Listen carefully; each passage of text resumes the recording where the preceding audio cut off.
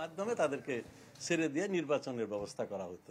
নির্বাচন কমিশনও তো আইনের লোক অনেক আছে, তারা তো এই চিন্তা করেই তো বলছে যে নির্বাচন পিছিয়ে দাও। নির্বাচন পিছিয়ে দেওয়ার অর্থটা কি? যে বিএনপি যদি রাজি হয় তাহলে নির্বাচন পিছিয়ে দিয়ে পরিবেশ সৃষ্টি করা হবে। সেই কথাটি আমি বলেছি, আবারও আমি বলছি, আমার কথার মূল কথাই হলো যে 14 নির্বাচনের সময় মাননীয় প্রধানমন্ত্রী 37 মিনিট তিনি বেগম খালেদা জিয়ার সাথে কথা বলেছিলেন তাকে নির্বাচনে আনার জন্য। একটা প্রধানমন্ত্রী কত আন্তরিক হইতে, গণতন্ত্রের প্রতি কত শ্রদ্ধাশীল হলে। তখনও তো এরকম রিউমার ছিল যে হোম মিনিস্ট্রি তাদেরকে দেওয়া হবে, এস্টাবলিশমেন্ট মিনিস্ট্রি দেওয়া হবে। এগুলার কি কোনো রেকর্ড আছে? ছেড়ে দেওয়া হবে এটা আমি বলছি, এটা তো আমার একটা এসেন্স, কিন্তু সারা দেশে তো প্রচার ছিল। তারপরেও বেগম খালেদা জিয়া আসে নাই, তারা সন্ত্রাসের পথে গেছে। কিভাবে স্কুলে আগুন দিয়েছে, ট্রেন লাইন তুলেছে, পুলিশকে মেরেছে, বিদ্যুৎ লাইন কেটেছে। 15 সালে গিয়া 3 মাস একটানা, কি বিভৎস দৃশ্য। আমি শেষ করি, এই ইনশাল্লাহ এই বছর তো সেই পরিস্থিতি নাই। কাজেই আমি বলেছি আমাদের জন্য কোনো অল্টারনেটিভ ছিল না, আমরা বাধ্য হয়েছি একটা সুন্দর সুষ্ঠু নির্বাচন করার জন্য। যারা সন্ত্রাস করছে, সন্ত্রাসের হুকুম দিচ্ছে, সন্ত্রাসের পরিকল্পনা করছে, লন্ডন থেকে যারা নির্দেশ দিচ্ছে এই সন্ত্রাসের জন্য, তাদেরকে সরকার বাধ্য হয়েছে গ্রেফতার করার জন্য। জি, আপনার কথায় তো আমরা যদি দেখছি যে রিয়ালিটির সঙ্গে একটা জায়গায় মিল আছে। বিএনপি একজন ভাইস চেয়ারম্যান, তিনি প্রধান বিচারপতির বাসায় হামলার অভিযোগের মামলায় তিনি জেলে গেলেন। তিনি জেল থেকে তাকে, তার আবেদনও ছিল না, আবেদন তড়িঘড়ি করে নিম্ন আদালতে তাকে জামিন দেওয়া হলো। পরে তিনি যে আপনাদের নৌকার টিকিট কেটে তিনি এখন এমপি হওয়ার পর সংসদ নির্বাচন করছেন। তাহলে তো আপনি যেটা বলেছেন বা মিডিয়া যেটা প্রচার করেছেন, তাহলে দেখা যাচ্ছে যে আপনাদের কথা শুনলে তাদেরকে প্রতিদিন মেনে জামিন দিন। আপনি তো এটাই বলতে চেয়েছেন। আমাদের কথার কোনো বিষয় না। আপনাদের বলতে, একটা জাতীয় নির্বাচন একটা জাতির অগ্রযাত্রায়, যাত্রীর একটা দেশের অগ্রগামিতা, এটা একটা অধ্যায়। এক একটা নির্বাচন এটার গুরুত্ব আপনাদেরকে বুঝতে হবে। আমরা তো চাচ্ছি যে একটা গ্রহণযোগ্য নির্বাচন হোক। আমার বক্তব্যটা বারবারই আমি বলছি, গ্রহণযোগ্য নির্বাচনের জন্য আলাপ আলোচনা করে অনেক কিছুই করা যায়।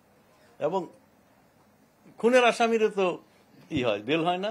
খুনের আসামিরও তো বেল হয়, প্রথমেই হয় না, আস্তে আস্তে কিছুদিন পরে হয়। কাজে ইয়েতে আইনে তো আসছেই, সুযোগ তো আসছে ছেড়ে দেওয়ার। তবে সেনে বঙ্গবন্ধু আগরতলা মামলা, তার ফাঁসি হবে। তো কোথায় গেল মামলা? একদিনেই তো উনি হয়েছে কি, নিশ্চয়ই প্রেসিডেন্ট করছে, আলাপ করে ফর্মালিটিস করছে। আগে আপনাদের রাজনীতিবিদদের একটা সম্পর্ক খুব ভালো ছিল, যে পরস্পর খুব এইটা এখন নাই কেন? এটা আপনাদের, সেটা তো দুঃখজনক। সুখজনক হলে এটা আপনাকে আরো পিছিয়ে, 75-এর পর থেকে এটা হয়েছে। জাতির পিতা বঙ্গবন্ধুকে নির্মম নিষ্ঠুরভাবে হত্যা করা হয়েছে সপরিবারে।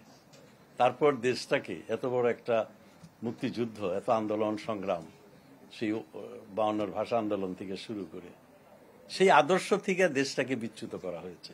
এত বড় একটা বিজয়কে ধ্বংস করার চেষ্টা করা হয়েছে সুপরিকল্পিতভাবে। খুনি জিয়া মুক্তিযুদ্ধের চেতনা বিরোধী পাকিস্তানি ধারা, ধর্মান্ধ জঙ্গিদের ধারা, সেই ধারাটাকে রাজনীতিতে নিয়ে আসার চেষ্টা করা হয়েছে। রেডিও বাংলাদেশ, বাংলাদেশ বেতারকে রেডিও বাংলাদেশ করেছে।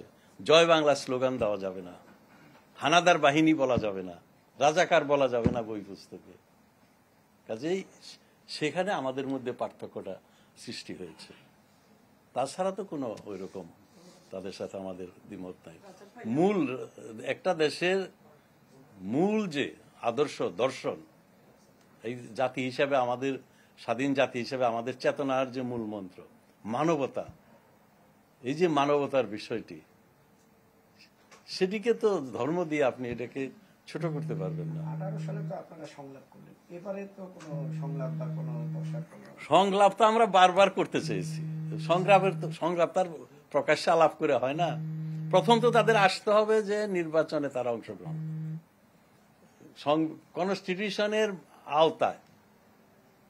আপনাদেরকে এটা বুঝতে হবে, শাসনতন্ত্রের আলোকে এই কথাটা বললে তারপরে না আমি যেটা বললাম যে ওসি পরিবর্তন করবে না, এসপি পরিবর্তন করবে, ডিসি পরিবর্তন করবে, প্রশাসনে হোম মিনিস্টারের ইয়েকে পরিবর্তন, এগুলো তো তখন আলোচনা হইয়া এখন যে কিছু কিছু যেটা হচ্ছে তাদের কথায় কিছুটা যে দেশের মাননীয় প্রধানমন্ত্রী বঙ্গবন্ধুর কন্যা যে 37 মিনিট টেলিফোন করে বাসায় আসার জন্য দাওয়াত দেয়, বাসায় কথা বলা যে আসেন আপনি আলাপ করে আমরা সব স্থির করব, এর চেয়ে আর উদারতা কি হতে পারে? গাড়ি চালিয়ে তার বাড়িতে যায় দেখা করার জন্য। আপনি কি মনে করেন যে আমরা চাই নাই যে নির্বাচন অংশগ্রহণমূলক হোক? আমরা অবশ্যই চাই, মাননীয় প্রধানমন্ত্রীও চায়। ওনারও তো মনে এটা কষ্ট যে কেন সব দল নির্বাচনে আসবে না। রাজ্জাক হলে বিএনপি তো শেষ পর্যন্ত আসলোই না, এই নির্বাচনের গ্রহণযোগ্যতা নিয়ে কি পরবর্তী প্রশ্ন উঠবে? আপনি কি ভাবছেন? দেখেন, আমেরিকার মতো দেশে 100 জন সিনেট মেম্বার, মাত্র 100 জন। ওদের যে সিনেট মেম্বাররা কিরকম গুরুত্বপূর্ণ, ওদের দেশের অর্থনীতি সামাজিক ইয়েতে কিরকম গুরুত্বপূর্ণ, সেই দেশেও এডওয়ার্ড কেনেডি বারবার বিনা নির্বাচনে হয়, সিনেট মেম্বার হয়, ওই দেশও হয়। জাপানে যে এলডিপি এখন যে পার্টি ক্ষমতায়, এই স্বাধীনতার সেকেন্ড অর্ডারের পর থেকে ওই একদলই তো ক্ষমতায়, একই দল, মূলত একই দল। এই কিছু এদিক সেদিক হয়, অ্যালায়েন্স হয়, হয় নানা, কিন্তু মূলত একই দল ক্ষমতায়।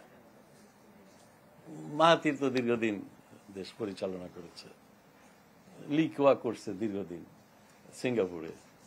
তো কাজেই আমরা যদি দেশে সুশাসন প্রতিষ্ঠা করি, দেশের উন্নয়নকে নিশ্চিত করি, মানুষের কল্যাণ মঙ্গল করি, আমি মনে করি অবশ্যই অবশ্যই মানুষের কাছে আমাদের গ্রহণযোগ্যতা থাকবে এবং মানুষ আমাদেরকে সমর্থন দিবে দেশকে সামনে এগিয়ে নিয়ে যাওয়ার জন্য।